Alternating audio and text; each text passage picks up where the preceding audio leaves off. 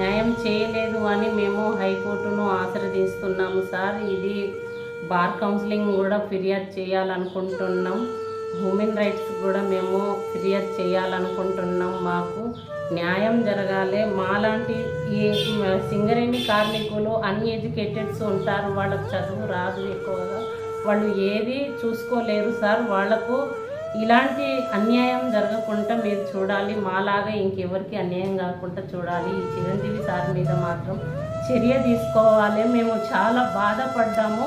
మేము 5 సంవత్సరాల నుంచి ఆయన చుట్టూ తిరిగి ఎంత అలసిపోయినామో కూడా మీరు మమ్మల్ని అర్థం చేసుకుంటారని కోరుకుంటున్నాం సార్.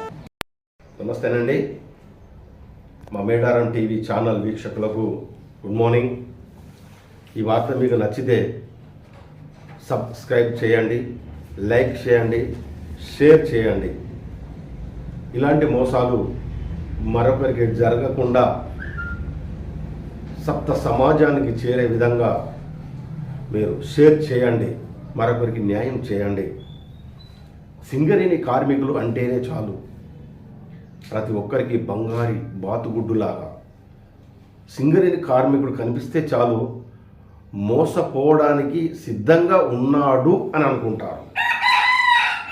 సింగరేణి కార్మికుల్ని కొన్ని చిట్ ఫండ్లలో షూరిటీ పెట్టించి ఎంతోమంది మోసం చేశారు. సింగరేణి కార్మికుల కష్టాలు వర్ణనాతీతం. సింగరేణి కార్మికులకు భూములు ఇప్పిస్తాం, జాగాలు ఇప్పిస్తామంటూ చాలామంది మోసం చేశారు. ఇక్కడ అనేది కాదు, అక్కడ సింగరేణి కార్మికులు ఎక్కడున్నా కానీ సింగరేణి కార్మికులు మోసపోతూనే ఉన్నారు. ఇప్పటికైనా కానీ కంప్యూటర్ యుగంలో ఇప్పటికైనా కానీ ఏదో రకంగా బురిడి కొట్టిస్తున్నారు. మరి అలా మోసగాళ్ళు బురిడి కొట్టించడం వేరు, కానీ ఒక న్యాయవాద వృత్తిలో ఉండి కూడా మోసం చేయడం చట్టానికి ఎంత మోసం చేసిన వారైతారో ఆ విషయం చెప్పే కోసమే ఈరోజు జయశంకర్ భూపాలపల్లి జిల్లా కేంద్రానికి చెందిన ఒక తల్లి తన బాధను మేడారం టీవీ ఛానల్ ద్వారా చెప్పుకోవాలని ఈరోజు మాకు ఇంటర్వ్యూ ఇవ్వడం జరుగుతుంది. ఇలాంటి మోసాలు ఎవరు చేయకూడదు. ఇలాంటి మోసాలు మనుషులు ఇంత మోసాలు చేసుకోవడం అంటే ఇది జీవితంలో వారికి, వారి కుటుంబానికి, వారి పిల్లలకు కూడా తాకక తప్పదని నేను విశ్వసిస్తున్నాను. ఇప్పుడు ఈ మేడం గారికి ఎలాంటి అన్యాయం జరిగింది, ఎవరు మోసం చేశారు, ఎలా మోసపోయారు అనే దాని గురించి అడుగుదాం. మేడం నమస్తే. మేడం నమస్తే అండి. మేడం మీ పేరేంది, మీ ఊరు ఎక్కడ? నా పేరు గంగా, మా సార్ పేరు కిషన్ అండి. ఆయన పైంట్ లైన్ లో సింగరేణి ఎంప్లాయీ. మేము ఈ కార్మాస్ కాలనీ భూపాలపల్లిలో ఉంటాము. మేము మా నిత్య అవసరం కోసం మాకు డబ్బులు అవసరం వచ్చిందని ఒక తోటి సహాయకుడు, ఒక సింగరేణి మాతో పాటు పనిచేసే సింగరేణి ఎంప్లాయీ దగ్గరే మేము ఒకప్పుడు 1,20,000 రూపాయలు తీసుకున్నామండి. మేము తీసుకుంటే ఆ డబ్బులు తీసుకున్న వెంటనే ఒక 2 నెలలకు 50,000 రూపాయలు ఇచ్చేసినాము. మళ్ళీ తర్వాత 50,000 ఇచ్చినాక ఇంకొక 6 నెలలు లేట్ అయింది, మా దగ్గర వెళ్ళక ఇవ్వలేదు. 6 నెలల తర్వాత మళ్ళీ ఆయన ఏం చేసిండంటే డబ్బులు తీసుకున్నాక నోటీస్ పంపించిండండి మా దగ్గర.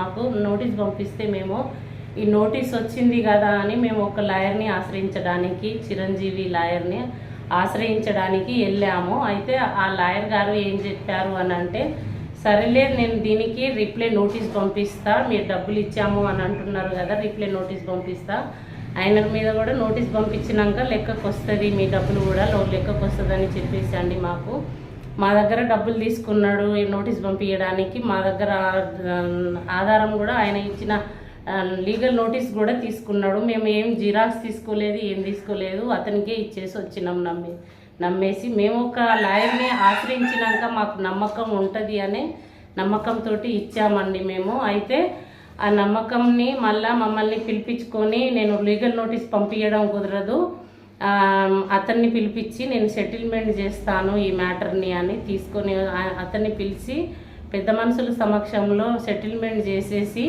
మా దగ్గర ఒక కిస్తీ మీరు డబ్బులు కట్టండి, ఒక 20,000 నెలకు 10,000 రూపాయల చొప్పున కట్టుకుంటా పోండి మిగతా డబ్బులు అని అంటే మేము 2 సార్లు 10,000 20,000 చిరంజీవి లాయర్ చేతిలో ఇచ్చామండి. 20,000 ఇచ్చినాక ఇచ్చేటప్పుడు ఆయన సెటిల్మెంట్ అయినట్టు ఒక కాగితం రాసుకొని ఆ కాగితం మీద మా సార్ సంతకం పెట్టించుకొని ఆ 20,000 ఇచ్చిన తర్వాత కూడా ఈ నెల రోజులకి మీరు డబ్బులు ఇస్తున్నారు కానీ మాకేమన్నా రాసి ఇవ్వట్లేరు అని నేను అడగడంతో అతను అవతల మనిషిని తీసుకొని పోయి కోర్టులో సబ్మిట్ చేసేసి ఈ డబ్బులు మాకు రికవరీ చేపించారండి. 24 నెలలు నెలకు 9,500 చిల్లర డబ్బులు మీరు తీసుకున్నదే మేడం 1,20,000 రూపాయలు, అందులో ఒక 50,000 రూపాయలు పే చేశారు, మిగిలిన 70,000 రూపాయలు. 70,000 రూపాయలకు ఈ 2,50,000 రికవరీ చేయడం అసలు వాటి ఏంటి అది మాకు అర్థం కాకుండా లాయర్ చేసిన స్కామ్ అండి. మాకు ఇది మేము 20,000 రూపాయలు అతనికి ఇచ్చేసినాక కూడా ఇంకా 50,000 ఇచ్చేది ఉండే. ఆ 50,000 రూపాయలు మేము ఇంకా 5 నెలలు గడువు ఇచ్చేసి ఆ 5 నెలలలో తీర్పేవాళ్ళం. అంతలోనే రికవరీ వచ్చేసింది. రికవరీ వచ్చినాక కూడా లాయర్ని సంప్రదించామండి మేము. సంప్రదిస్తే అది మీరు 50,000 ఎట్లాగో అది మీరు లేట్ చేశారో ఏం చేశారో అతనికి ఇవ్వడంతో అది రికవరీ అయిపోయింది. అది వాళ్ళ లాయర్ చేసిన పనమ్మా, నేను చేసింది కాదని మా లాయరు మాకు ఏదో ఒకటి చెప్పుకుంటా ఆపేసి ఇది రికవరీ అయినాక మళ్ళా ఆయన మాకు నేను మధ్యలో ఈ 50,000 తీరని అమ్మ కట్ అవ్వని, నేను ఈ 50,000 తీరినాక రికవరీ బంద్ చేస్తానని మాకు చెప్పుకుంటా వచ్చి మా సమయాన్ని అసలు చాలా వృధా చేసి మేము తిరిగి ఆయన చుట్టూ మళ్ళీ 24 నెలలు గడిచిపోయినాయండి. అది 24 నెలలు గడిచిపోయినాక రికవరీ ఆగిపోయింది. మాకు 2,40,000 రూపాయలు మాకు కంపెనీలో డబ్బులు కట్ అయినాయి. మేము ఇచ్చేది 50,000 అయితే 2,40,000 కట్ అయినాక కూడా సార్ ఏమైంది అని అంటే చేస్తానమ్మా రికవరీ మీకు అయింది కదా, కోర్టులోనే ఉన్నాయి కదా, నేను తెప్పించే బాధ్యత నాది అని మాకు ఎన్ని సంవత్సరాలు తిప్పించి ఎక్కడున్నారు సార్ అని ఫోన్ చేస్తే నేను ఇక్కడ లోకల్లో లేనమ్మా అట్లా ఇట్లానని తప్పించుకుంటా ఇప్పుడు రికవరీ ఆగిపోయి కూడా 2 సంవత్సరాలు గడిచిందండి. 2 సంవత్సరాలు గడిచినాక కూడా మేము వాళ్ళ ఇంటికి పోయి సార్ మరి ఏం చేస్తున్నారు ఏంది, మీరు మొన్న మే నెలలో కూడా ఒక 3,026 రూపాయలు వాళ్ళ మీద రిటర్న్ కేసు పెడతానని కూడా డబ్బులు కట్టించారు. అయినా ఎలాంటి ప్రూఫ్స్ మాకు ఇవ్వలేదు. ఏం కేసు పెడుతున్నారు అనేది మాకు తెలియకుండా మీరు ఏం చేస్తున్నారు అని వాళ్ళ ఇంటికి పోయి అడిగితే అసలు మీరు ఇక్కడికి ఎందుకు వచ్చారు, మిమ్మల్ని ఎవరు రానిచ్చారు ఇక్కడికి, మా ఊరికి రావాల్సిన అవసరం ఏమొచ్చింది, మీరు తక్షణమే వెళ్ళిపోండి, మీడియా చెప్పుకుంటారో చెప్పుకోండి, పోలీస్ స్టేషన్లో నా మీద కేసు పెట్టుకోండి, మీరు ఏమైనా చేసుకోండి, నాకు సంబంధం లేదు, మీ కేసుకు నేను బాధ్యుని కాదు, నేను ఇంకా 20,000 అంతకుముందు ఫీజు తీసుకున్నాడండి మాకు ఇవన్నీ చేస్తానని, ఇంకా 20,000 ఇస్తే మళ్ళీ కేసు పెడతానని మమ్మల్ని బుకాయిస్తాడు. చాలా రకంగా ఒక కపిలి చిట్ ఫండ్కి కూడా మాకు అట్లనే మేము అమౌంట్ మొత్తం సరిపడా మేము ఎత్తుకున్న చిట్టిది సరిపడా అమౌంట్ కట్టినాక కూడా వాళ్ళు ఒక లీగల్ నోటీస్ పంపిస్తే కూడా ఇతను మాకు నేను చేస్తాను, ఇతను మళ్ళీ ఇతన్నే నమ్మినాం మేము, చేస్తాను నేను దీనికి రిప్లై పంపిస్తాను, మీకు వచ్చేటి అయితే రానియండి, వాళ్ళకి మీరు ఏమన్నా కట్టేది ఉంటే కట్టండి అంటే మీరు లెక్కతో సహా మొత్తం తీసుకొచ్చి మా ముందు పెట్టండి, మేము కట్టేది ఉంటే మేము కడతాం, వాళ్ళకు పోయే నుంచి మాకు వచ్చేది ఉంటే రాబట్టండి అని మేము చెప్పినా కూడా ఈ కేసును కూడా కోర్టు దాకా సబ్మిట్ చేయకుండా అతని దగ్గరనే పెట్టుకొని అవతల కపిల్ చిట్ ఫండ్ నుంచి వెళ్ళి కూడా మాకు రికవరీ నోటీస్ వచ్చేదాకా చూసిండండి చిరంజీవి లాయరు. ఆ రికవరీ నోటీస్ వచ్చినాక మేము లబ్బదిబ్బో అని మొత్తుకొని మళ్ళీ అతని దగ్గరకు పోతే నేను దీనికి రికవరీ ఆపుతానమ్మానని చెప్పేసి మా దగ్గర ఈ రికవరీ ఆపడానికి డబ్బులు తీసుకొని 1 నెల ఆపిండు. ఇక ప్రతి నెల నేను ఆపుకుంటూ వస్తున్నా, ఈ డబ్బులు మీరు కడతారా లేదా, మీరు కట్టేంత వరకు ఇది పెరుగుతూనే ఉంటుంది మీ మీద, ఇది మీకు మాఫీ అయ్యేది కాదు, ఏది కాదు, మీరే ఇచ్చేది అని చెప్పేసి మాకు మా దగ్గర నెలకు 6,000 రూపాయలు తీసుకుంటున్నాడు రికవరీ ఆపడం కోసం. కానీ మాకు ఎలాంటి ప్రూఫ్స్ చూపించట్లేడు. మళ్ళీ మాకు కేసుకు ఎలాంటి అసలు ఆధారాలు లేకుండా చేసేసి మళ్ళీ అది కూడా మా మీద రికవరీ దాకా తీసుకొచ్చేసి మమ్మల్ని అట్లా ఇబ్బంది పెడుతున్నారండి. మేము డబ్బులు తీసుకోలేదు, ఎక్కువ తక్కువ తీసుకోలేదు. మా డబ్బులు మాకు మేము ఇచ్చేంత వరకే ఇచ్చేసినాము. మీరు కంపెనీను అడగండి, నోటీస్ పంపండి అని అంటే కూడా ఏం చేయలేదు. నేను భూపాలపల్లి పోలీస్ స్టేషన్లో కూడా ఏజెంట్ మీద కేసు పెట్టాను.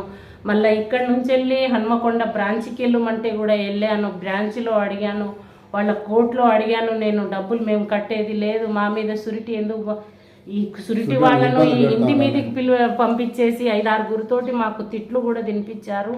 వాళ్ళకు కూడా ఫోన్ చేస్తూనే ఉంటారు, మీరు డబ్బులు కట్టట్లేరు, మమ్మల్ని సురిటీ వాళ్ళను వచ్చి ఇంటి ముందు అడిగే అంత వరకు చేసుకుంటారా అని వాళ్ళతోటి కూడా మాటలు పడిపిస్తున్నాడు. ఇప్పుడు ఆ కపిలి చిట్ ఫండ్ కేసు కూడా అట్లనే మూలలో పెట్టేసిండు అతను.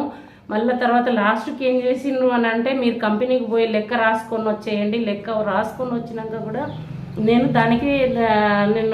మీకు న్యాయం చేస్తానని మళ్ళీ చెప్తే మళ్ళీ మా బాబుని పిలిపించి కంపెనీకి పంపించి లెక్కలంతా చూసుకొని మేము అంత అమౌంట్ రాసుకొని వచ్చి ఇవన్నీ కాదు, మళ్ళీ మీకు కపిలి చిట్ ఫండ్లో చిట్ ఎత్తుకున్నప్పుడు అమౌంట్ ఎంత వచ్చింది అనేది అది స్టేట్మెంట్ కావాలి అని అనుకుంటే మేము బ్యాంకుల నుండి స్టేట్మెంట్ కూడా తీసుకొచ్చి చూపించినా కూడా ఆ కేసు కూడా ఏం కాకుండా చేసేసి మళ్ళీ ఈ కోర్టులో ఉన్న మా డబ్బులు, ఈ అపురూపంగా తీసుకున్న డబ్బులు, ఈ కటింగ్ చేయించిన డబ్బులు కోర్టులోనే ఉన్నాయండి.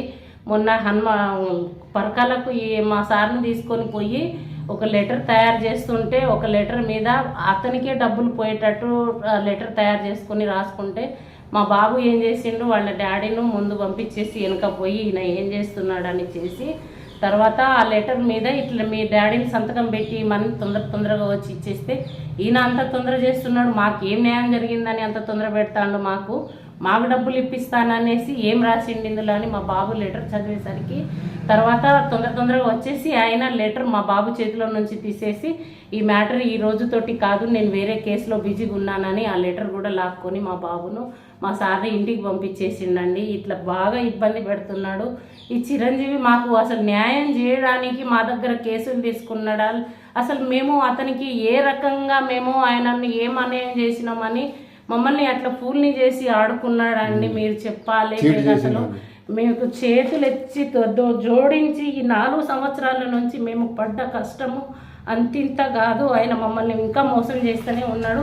ఇంక 20,000 ఇస్తే ఈ కేసు మళ్ళీ నేను బయటికి అయిపోయిన కేసును ఈ సెటిల్మెంట్ మాకెట్లా చేసిండో అతనికి కూడా అట్లా చెప్పేసి, మరి నువ్వు తప్పు చేసినావు, మరి ఈ డబ్బులు వాళ్ళకు పోవాల్సింది, నువ్వు సంతకం పెట్టు అని ఒక మాటతోటి చెప్పేసి ఇది బయట చేసుకునే మ్యాటర్ని కూడా మళ్ళీ కేసులు దాకా లాక్కపోయి మళ్ళీ ఏదో చేస్తా అడ్డం పెట్టి మమ్మల్ని భయపెట్టిస్తాడు, బాధ పెట్టిస్తాడండి.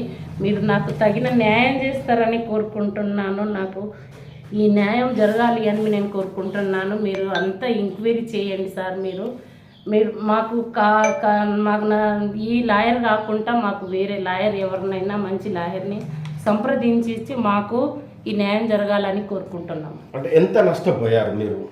మేము నష్టపోయింది చాలా. ఇప్పుడు ఈ అపురూపంగా తీసుకున్న ఈ 1,20,000 రూపాయలకు 3 లక్షల చిల్లర నష్టపోయినామండి. ఒక 50,000 ఇచ్చే దాంట్లో 3 లక్షల రూపాయలకు వాళ్ళ దగ్గరే పెట్టుకొని మమ్మల్ని అసలు రూపాయి రానియకుండా చేశారు. అలా ఇటు లాయర్ ఫీజు అని ఇవన్నీ మాకు చాలా ఇబ్బందులు అయినాయి. ఒక 3,50,000 దాకా మాకు ఖర్చులు అయినాయి. మళ్ళీ కపిల్ నుంచి కూడా మాకు ఈ కేసు కాకుండా చూడాలి అని చూస్తున్నాం సార్. మేము ఎంక్వైరీ చేసి చూపియండి మాకు. మేము ఏ తప్పు చేయలేదు అసలు. మా సార్ ఏ సంవత్సరంలో ఇదంతా జరిగింది? ఇది ఏ సంవత్సరంలో అని అంటే 2018లో జరిగిందండి. ఇది 18లో నుంచి ఈ కేసు ఇప్పుడు 4 సంవత్సరాలు కావస్తుంది, 4-5 సంవత్సరాలు కావస్తుంది. ఇది అసలు ఎటు న్యాయం చేయకుండా ఇది అట్లనే మూలన పెట్టుకొని మమ్మల్ని ఆడుకుంటున్నారు.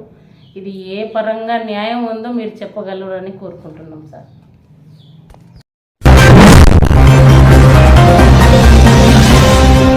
ముందు మా ఛానల్ ని సబ్స్క్రైబ్ చేయడం మర్చిపోకండి. అలాగే ఆ పక్కనే ఉన్న గంట సింబల్ ని క్లిక్ చేయడం మర్చిపోవద్దు.